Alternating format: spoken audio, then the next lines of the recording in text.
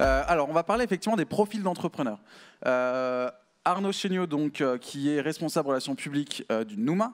Nous sommes avec Anas, qui s'occupe du produit chez Jam. Jam, c'est une plateforme conversationnelle pour les jeunes. Et nous sommes avec Simon Robic, qui était un ancien start-upper en montant sa plateforme Bringer, sa boîte Bringer, et qui a été racheté par l'entreprise nantaise iAdvice, qui est une plateforme conversationnelle. Ce qui m'intéresse avant tout pour comprendre quel est le profil d'un entrepreneur, en fait, déjà, Arnaud, y a-t-il un profil d'entrepreneur? Est-ce qu'on peut dire un entrepreneur, c'est ça? Ou est-ce que fondamentalement au Nouma, vous avez des personnalités différentes, vous avez des cultures différentes? Est-ce qu'on arrive à avoir une typologie ou pas aujourd'hui? Il n'y a qu'un micro?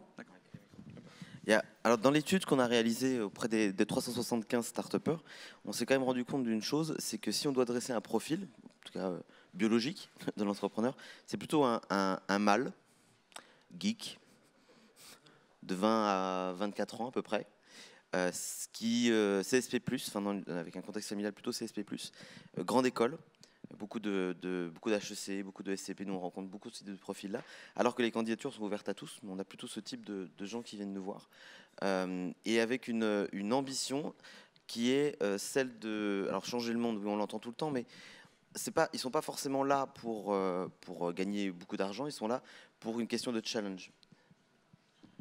Alors ça, c'est le truc un peu typique, ils sont là pour être challenge et pas pour gagner de l'argent. Soyons francs, quand on monte une boîte, on n'est quand même pas là pour juste un challenge. Vous, les garçons, quand vous avez monté vos boîtes, alors Anas, du coup, tu as rejoint la boîte assez vite. Ouais. Simon, toi, tu as vraiment monté cette boîte. Est-ce que cette notion un peu à l'américaine de dire à chaque pitch, on va changer le monde, Arnaud disait effectivement que ça a nuancé. Est-ce qu'il y a cette volonté-là purement, ou c'est quand même une entreprise capitalistique, on est d'accord? Est-ce qu'il y a cette envie quand même de gagner un peu d'argent? Make the world a better place. Ça, je ne sais pas si vous regardez Silicon Valley. Ouais. Silicon Valley, je ne connais pas. Ah, c'est la série génial, il faut que tu regardes. Et la série, pardon. Ouais. Très bien, oui. HBO, c'est juste trop drôle quand on a vécu le truc en fait. Et le nombre de personnes qui viennent avec des projets qui te disent je vais essayer de changer le monde. Oui, je sais, encore heureux en fait. Et toi, c'est ce qui te motive tous les matins? Quand tu te lèves tous les matins, tu te dis, vous, votre mission, c'est rendre le monde plus facile pour les jeunes. Vraiment, tous les jours, tu te lèves avec ce truc-là? Notre mission, c'est de finalement supprimer l'interface entre l'homme et les services. Bon, on en parlait tout à l'heure, donc il n'y a pas vraiment de transition, mais... C'était pas le replay du coup de la table ronde de tout à l'heure. C'était sur la conversation. Et je pense que notre mission, en fait, c'est ce qui va nous driver, nous, en tant que boîte, et aussi chaque individu, dans une boîte qui est petite, il doit avoir un rapport. Mais ça, tu peux le faire ailleurs. Tu peux aller dans d'autres boîtes, plus structurées, plus solides. Est-ce que cette prise de risque, alors du coup Simon, est-ce que cette prise de risque, elle est excitante? Est-ce qu'il y a un enjeu d'ego aussi, de se dire je vais monter ma propre boîte à moi? Comment ça marche? C'est quoi le cheminement intellectuel pour dire boum, je monte ma boîte? Il y a deux choses. Je pense qu'il y a la mission, vraiment. Chez iAdvice, par exemple, c'est remettre de l'humain dans la relation client. Et il y a la raison un peu intrinsèque qui fait que tu as créé une boîte. Ça veut dire quoi, j'ai créé une boîte? Au-delà de techniquement, en fait, et ça c'est hyper personnel en fonction des gens. Et par contre, ce qui est très important, c'est de se poser cette question-là à un moment donné. C'est-à-dire, pourquoi je le fais? Mais vraiment, le vrai pourquoi. C'est un truc très personnel. Et il y a des gens qui vont dire, je crée une boîte parce que je veux gagner de l'argent. C'est une raison respectable. C'est peut-être pas la meilleure façon d'y arriver, du coup, mais c'est une vraie raison respectable. Il y a des gens qui sont fondamentalement convaincus qu'ils ont un rôle à jouer dans la planète. Adrien Sueur de Kivivo, par exemple, c'est un peu ça. Et lui, la raison fondamentale qui fait qu'il a créé une boîte, c'est ses enfants. Il veut leur transmettre un truc meilleur. Kivivo, c'est une boîte nantaise qui permet de réduire la consommation d'électricité, de la rendre plus smart et de s'adapter en fonction des conditions extérieures. Et moi, la raison pour laquelle j'avais créé une boîte, c'est que j'avais comment dire, je pensais pouvoir résoudre un problème. J'ai identifié un problème. Je pense avoir une solution à apporter à ce problème. Et ça veut dire, pour répondre à ta question, du coup, cette mission, tu peux la faire n'importe où, dans n'importe quelle boîte. C'est aussi pour ça qu'à un moment donné, on s'est dit, pour atteindre cette mission, eh bien, en fait, je peux aussi être racheté. Ça sera peut-être le meilleur chemin pour résoudre ce problème, tu vois. Et donc, pourquoi est-ce qu'on devient entrepreneur et pourquoi on ne fait pas autre chose? Je pense que c'est très, très lié au pourquoi très personnel qui fait qu'on va se lancer dans cette aventure. Arnaud, justement, je voulais te poser une question en lien avec ça. Quand vous êtes sur le Nouma et que vous recevez au camping, donc l'accélérateur du Nouma, vous recevez beaucoup d'entrepreneurs, sur quoi se joue ce choix? Est-ce que, comme le disait Simon, c'est un enjeu personnel? Vous allez comment dire, adouber ou choisir une personne pour sa personnalité et son problématique personnelle qu'il a envie de résoudre? Est-ce que c'est pour la solution? Est-ce que c'est pour sa capacité à amener des gens avec lui dans sa problématique?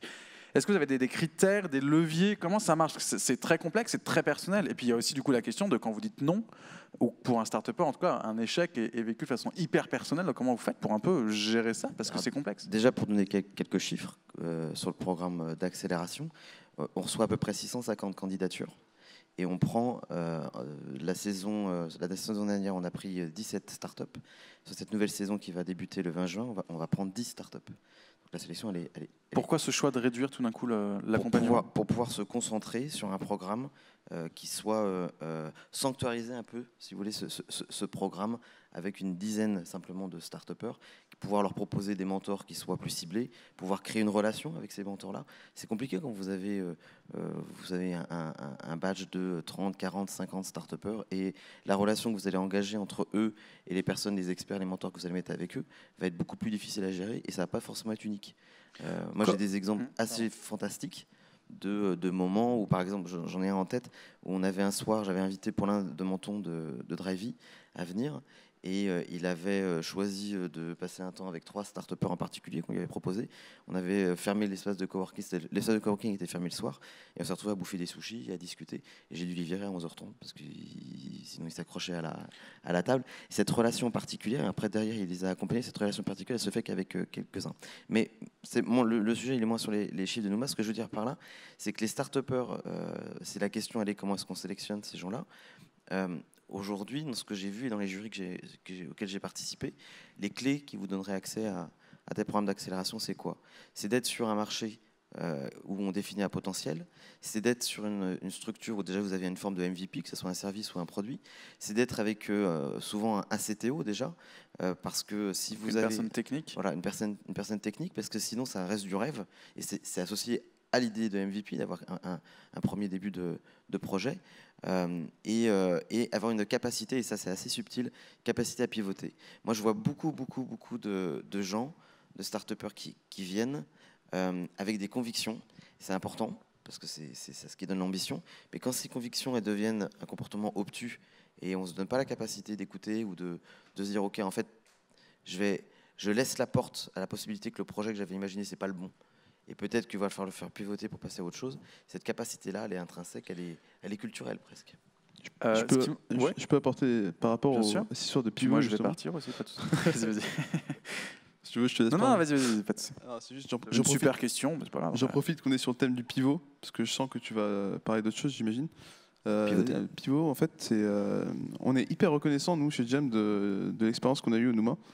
Parce que c'est au Nouma. Parce que tu as fait le programme d'accélération du Nouma avec Jam, du coup. C'est-à-dire que moi, j'étais là au début de Jam. C'était un réseau social avec des pinboards, enfin des trucs qui absolument rien à voir. En fait, c'était une plateforme collaborative entre les étudiants. Donc je peux le pitcher rapidement, mais c'est pas intéressant. C'est juste qu'on faisait quelque chose qui n'a rien à voir avec ce qu'on fait aujourd'hui. On est allé au camping, on avait des bonnes métriques. À Sciences Po, on avait quasiment tout le campus dessus. On a avancé, on a essayé d'étendre le truc, ça n'a pas scalé du tout. Et au camping, je me souviens, tard le soir, on était tout seul avec Loïc, qui était CTO. On regardait les métriques, on disait, putain, c'est quoi ce referral? C'est quoi? Les gens, ils viennent, ils se barrent, et, ils utilisent le produit vraiment pour un usage qui est très très spécifique.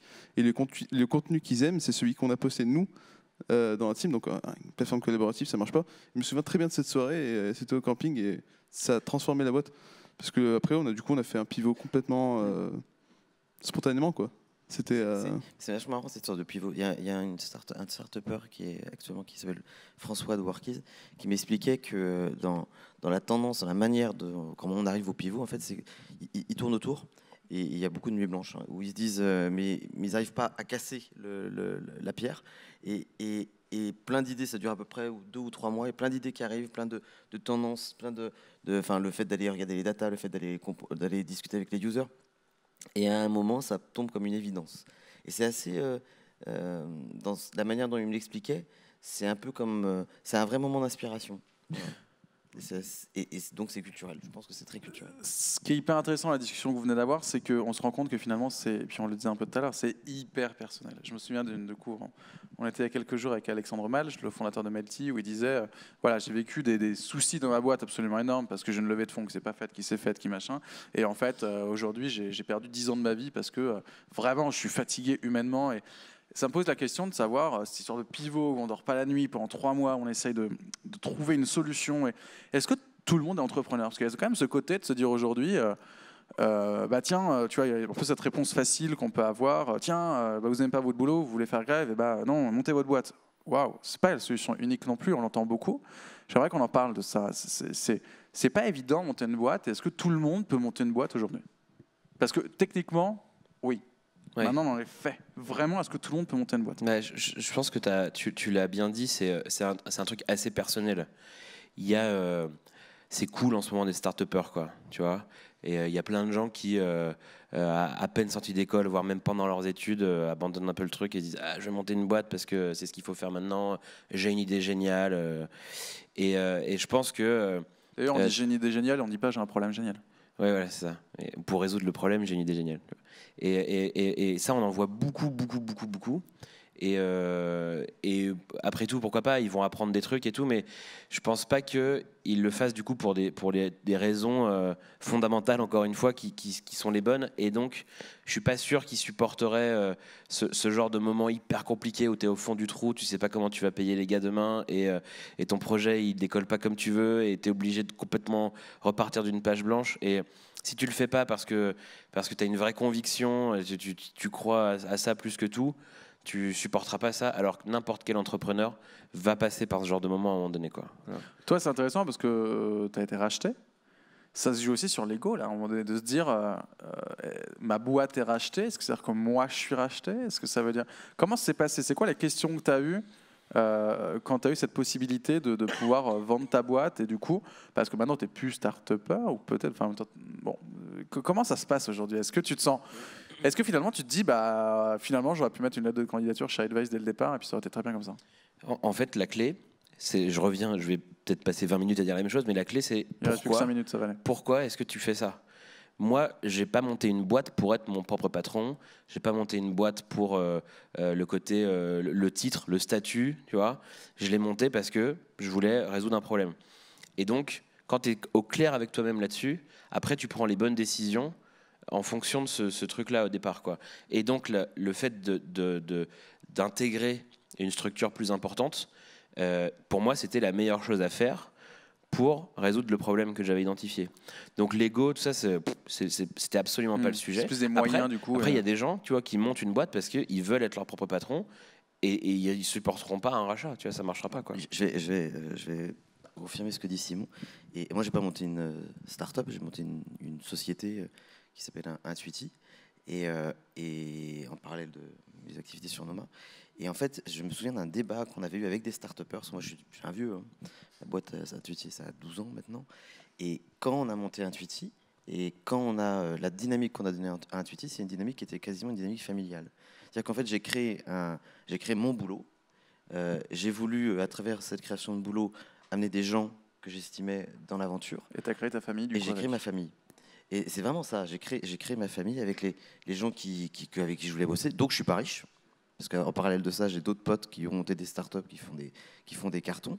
Et en fait, cette vision-là, qui est une vision un peu, collective, d'un projet collectif et d'un projet où tu crées ton propre emploi, il est différent d'une vision où que ça soit chef d'entreprise ou pas chef d'entreprise, mais d'une vision où tu te dis, ok, j'ai vraiment une solution, enfin j'ai identifié un vrai problème, je vais tout mettre en œuvre pour solutionner ce problème-là.